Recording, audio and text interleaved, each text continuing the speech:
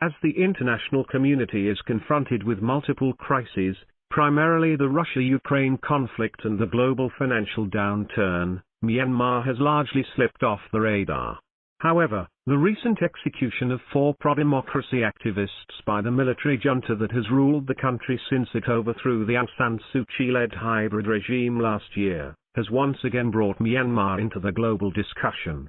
Among the executed men was an ex-lawmaker belonging to Ms. Suu Kyi's NLD party. The Myanmar regime claims the men committed terror acts, including targeting civilians and security forces. However, according to reports, the men were convicted in closed-door trials that were unfair. Amnesty International says over 100 people have received death sentences after similar trials.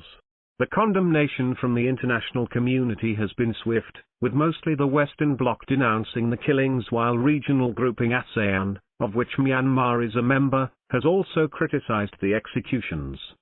This paper, which opposes capital punishment, has always argued that the only way to bring stability to Myanmar is for the country to return to democratic governance.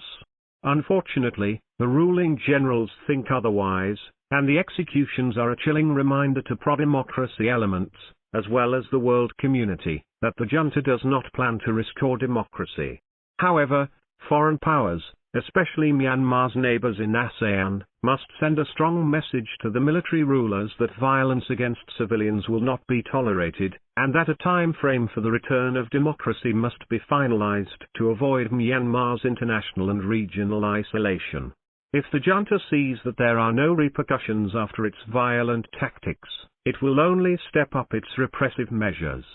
Moreover, the international community must also press Myanmar to rehabilitate the Rohingya, hundreds of thousands of whom live in squalid camps in Bangladesh, or in Myanmar's Rakhine state.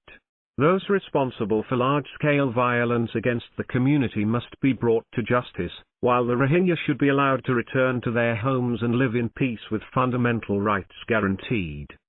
Published in Dawn, July 28, 2022.